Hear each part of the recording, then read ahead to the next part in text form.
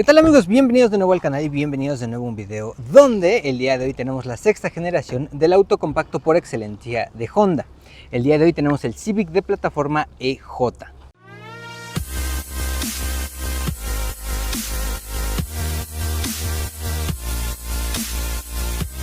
A pesar de que la historia del Honda Civic inició desde 1972 y tuvo cambios de generación en el 79, 83, 87 y 1991, fue hasta la generación lanzada en 1995 que México pudo conocer este auto, pues la marca japonesa comenzó operaciones en territorio mexicano apenas en 1994. Esto para aprovechar el recientemente implementado Tratado de Libre Comercio de América del Norte. Siendo un auto global, esta sexta iteración se vendió a lo largo y ancho del planeta con carrocerías sedán de 4 puertas, hatchback de 3 puertas y coupé de 2. E incluso con el mismo nombre de Civic, en Europa se vendió un sedán liftback de 5 puertas, así como una vagoneta, ambos basados en otra plataforma conocida como el Honda Domani en Japón. Los motores en todas esas variantes iban desde un pequeño 1.3 de 90 caballos de fuerza hasta un 1.8 de 140 e incluso hubo un motor de alto rendimiento que estuvo disponible, un 1.6 naturalmente aspirado con doble árbol de levas y apertura variable de válvulas que lograba hasta 160 caballos de fuerza. Todos estos motores eran 4 cilindros y solo se vendió con un turbodiesel, un 2.0 litros para principalmente mercados europeos. En México las opciones de este auto fueron bastante más limitadas, pues llegó a mediados de 1996 con un único paquete de equipamiento, el EXR, que era el más equipado, pues ya contaba con aire acondicionado, rines de aleación de 14 pulgadas, equipo eléctrico completo, frenos ABS, doble bolsa de aire, radio con casetera y techo solar eléctrico. El motor que montaba el Civic en México era el D16Y8 de 1.6 litros con un árbol de levas, pero 16 válvulas y 130 caballos de fuerza. También tenía apertura variable de válvulas y podía unirse a una transmisión automática de 4 relaciones o una manual de 5. En ese primer año de comercialización únicamente se vendió en la carrocería sedán y durante 1997 se añadió también la coupé, aunque tenía el mismo equipamiento EXR con transmisión manual o automática. Para 1998 este Civic tuvo un rediseño ligero que afectó el diseño de luces exteriores, materiales en los asientos y el acomodo de los mandos del aire acondicionado. También ese año en México se podía pedir como opción ahora una tapicería en tacto piel, y a pesar de que desde 1997 existía una versión deportiva de este auto en Japón denominada Civic Type R con un motor V16V de 182 caballos de fuerza, sería hasta el modelo 1999 que se presentaría para otros mercados una opción de alto rendimiento del Civic. En Europa sería el Civic VTI, en Estados Unidos el Civic SI y para México y Canadá el Civic SIR. Usaban en su mayoría el mismo motor, el V16A2, que a diferencia del específico para el Japan Domestic Market, solo erogaba 160 caballos de fuerza y estaba sincronizado a una caja manual. El año 2000 fue el último para esta iteración del Civic, pues para el 2001 fue lanzada su séptima generación. Y si son seguidores del canal sabrán que este auto en particular es mío, lo compré con mi dinerito, pero ahora puede ser de ustedes, pues este Civic está en venta después de haberle hecho algunas mejoras como unos rines que me parecen mucho mejores, aunque son de la misma plataforma que los que traía originalmente, que me parece que son como muy noventeros. Le pusimos unos nuevos faros porque los anteriores estaban bastante desgastados y además ahora combinan más con este tono oscuro que tiene el auto. Y arreglamos algunas fugas que tenía en el motor, principalmente en tapa de punterías, que es una reparación muy común en este tipo de autos. Si quieren saber más información sobre este auto, en la descripción del video les dejo la liga para que vayan a la publicación de compra. Pero ahora pasemos a hablarles del interior de este Civic. Hace ya algunos años probamos un Civic, pero en aquella ocasión fue una carrocería coupé y además también con la transmisión automática. El día de hoy, y bueno, escogí este auto para compra porque me parecía muy interesante que fuera un sedán con transmisión manual. Me parece que en el mercado mexicano es una de las configuraciones menos comunes. Aún así, en cuanto a materiales y estilo interior, encontramos algo muy similar de lo que vimos en aquellos años en el coupé.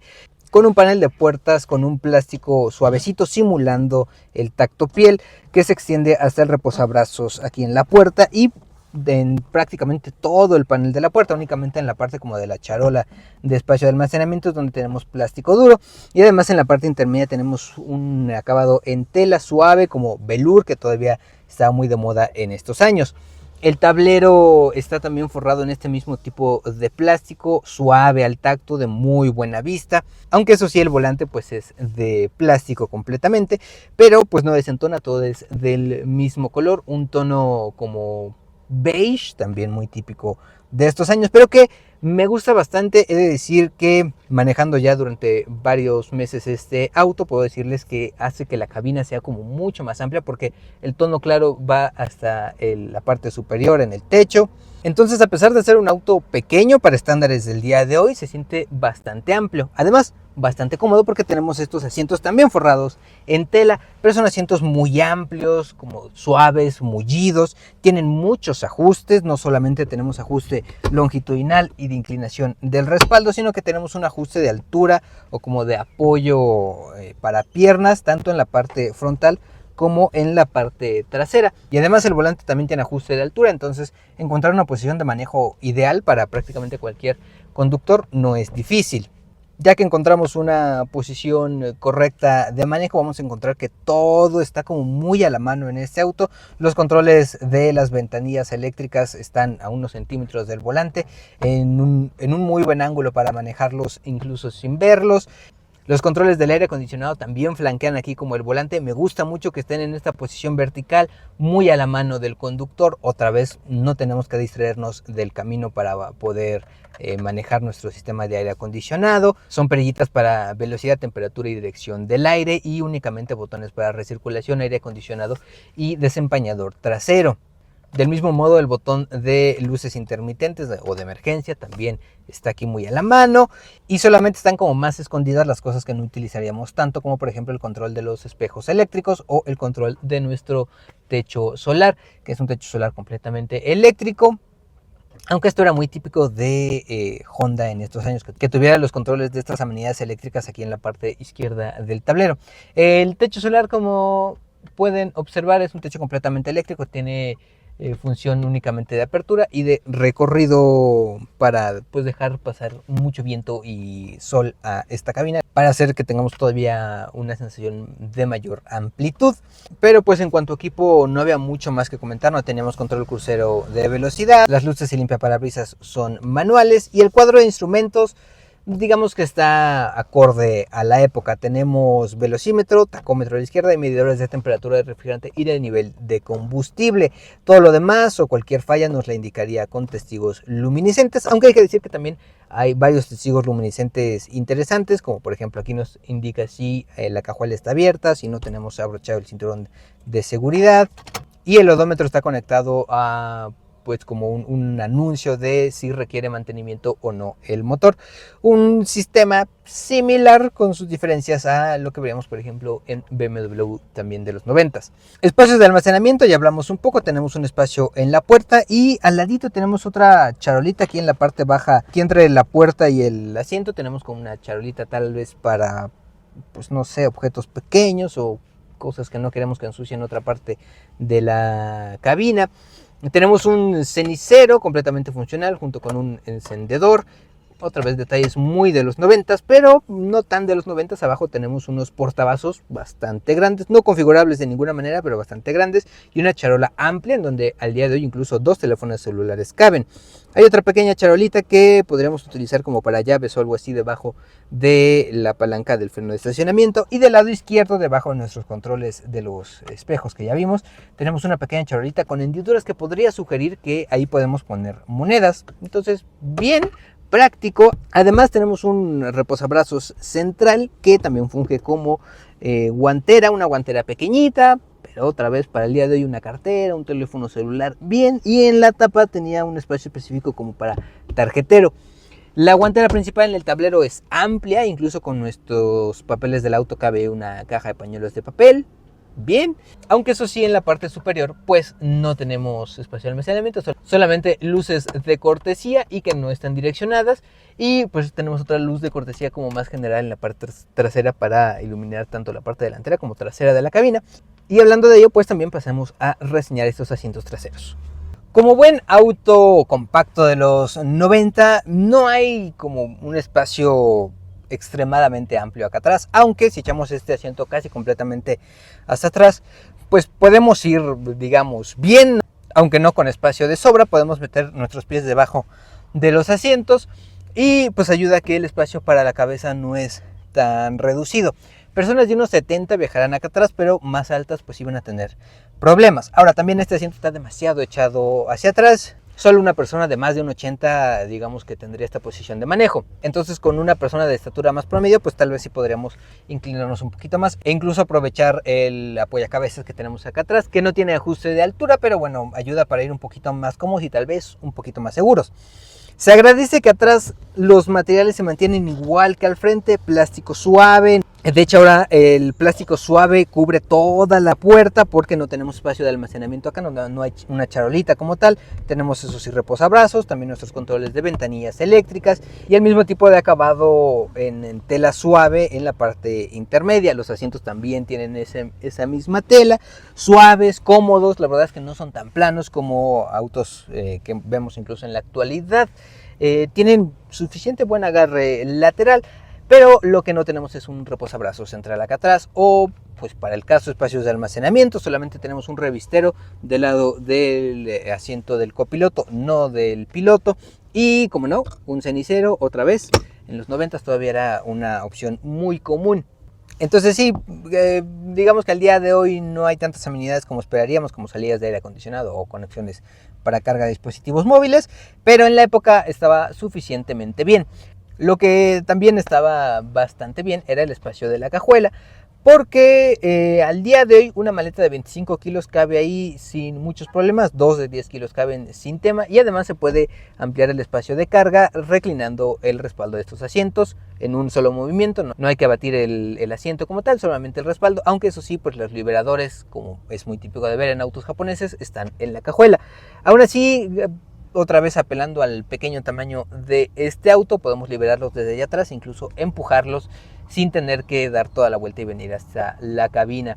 Entonces, bien, muy práctico, la verdad me parece, y comparado con otros sedanes compactos de estos años, como podrían serlo el Escort, el Neon o el Sentra, honestamente el interior se sentía mucho más refinado. Lo mismo que el manejo, que vamos a pasar a que les hable de eso porque es uno de los mayores likes de este auto. Como les comentaba cuando hice el video de presentación de este auto, desde un inicio fue un auto que no pensaba quedarme durante mucho tiempo. Era más bien como para probarlo, ver fallas comunes, hacer una prueba pues con este en particular 25 años después de que salió de fábrica, y al final pues recomendárselos o no, por si alguien está buscando a lo mejor un primer auto o incluso un auto retro, digamos, para la familia. Y bueno, a pesar de todo esto, este pequeño autito en un par de meses me ha enamorado. Me parece impresionante lo diferente que estaban hechos estos autos y lo diferente para bien. Porque, por ejemplo, de referencia tenemos al Nissan Sentra B14, que era el que competía con este auto y que pues siempre fue el compacto más exitoso en México.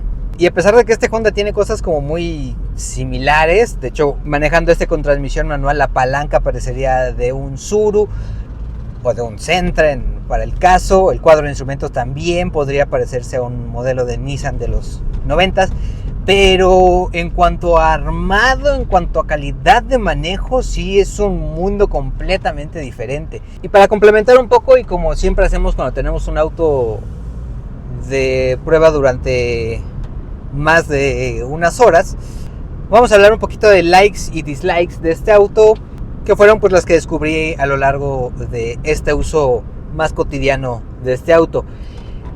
Les decía que el mayor like es el manejo, porque a pesar de sus años es un auto muy sólido, no solo en cuanto a que no hay prácticamente ruidos en el interior o incluso en el exterior de ruidos de viento.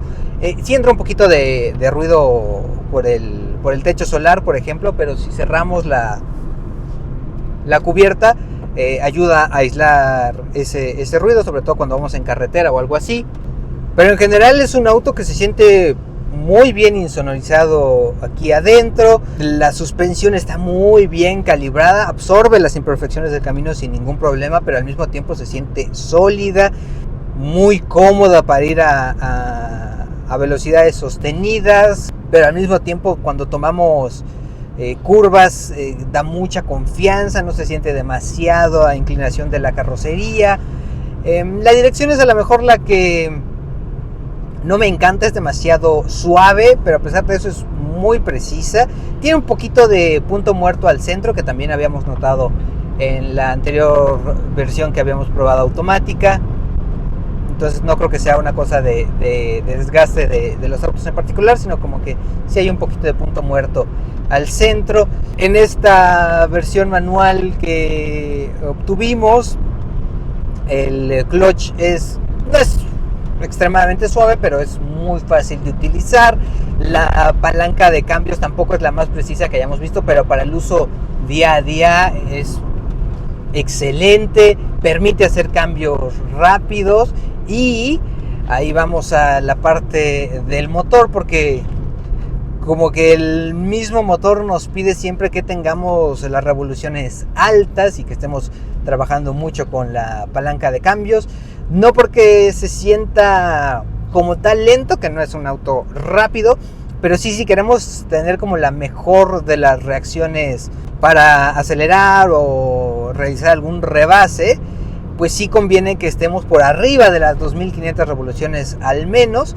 Pero también se vuelve un poco adictivo mantener este motor bastante revolucionado, porque tiene un sonido bastante agradable, sorprendente para ser un auto compacto, sorprendente para ser de los 90s, pero creo que no tan sorprendente por el hecho de ser un Hyundai, que siempre se caracterizaron por estos motores de altas revoluciones y en general más potentes que la media. Estamos hablando de que tiene casi 15 caballos más que el 2.0 naturalmente aspirado de que montaba el Jetta en estos años, y solamente, por ejemplo, un Neon con 150 caballos era más potente que los 127 que planteaba la ficha técnica de este auto. Sinceramente esperaba más de 127 caballos en un auto de este tamaño, pero como les digo, no es tanto la velocidad, sino como lo alegre que puede ser este auto.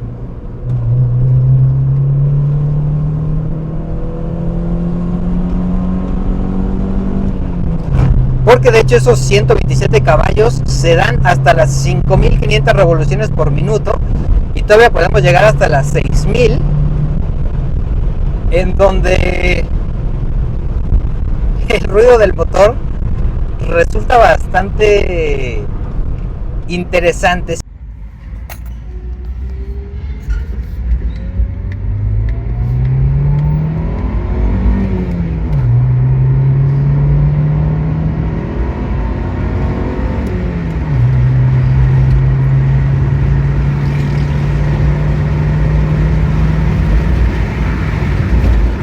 Sí, no se nota como un auto de alto rendimiento, pero tomando en cuenta que tenemos uno de los silenciadores más grandes que haya visto en cualquier auto y no camioneta, nos dice que con un escape más liberado puede sonar mucho más bonito, y también incluso a lo mejor librar un par de caballitos extra que no le vendrían nada mal a este auto. Ahora, en cuanto a cosas más de economía, la economía de combustible también me parece muy buena. A ver, comparado con un Tsuru o Sentra de estos años, tal vez no es tan buena. Aquellos tal vez estén más cercanos a los 15 kilómetros por litro. Aquí Haciendo un estimado, porque no tenemos obviamente computadora de viaje, haciendo más o menos el estimado, diría que el promedio está entre unos 13 kilómetros por litro. No está nada mal para la época, pero al día de hoy tal vez sí esperaríamos un poquito más, sobre todo de un motor 1.6. Pero el hecho de que también tenemos un tanque de combustible pequeño, la verdad no sé exactamente cuántos litros de combustible puede llevar, pero con 200 pesos mexicanos y cargando combustible normal, no el premium, digamos, que de hecho el manual dice que podemos cargar gasolina de 87 octanos. Con 200 pesos sube más de un cuarto del tanque de combustible, entonces como que nos hace sentir que es muy frugal este auto. Y la verdad es que sí, mucho más frugal de lo que uno se esperaría de un auto de 25 años atrás.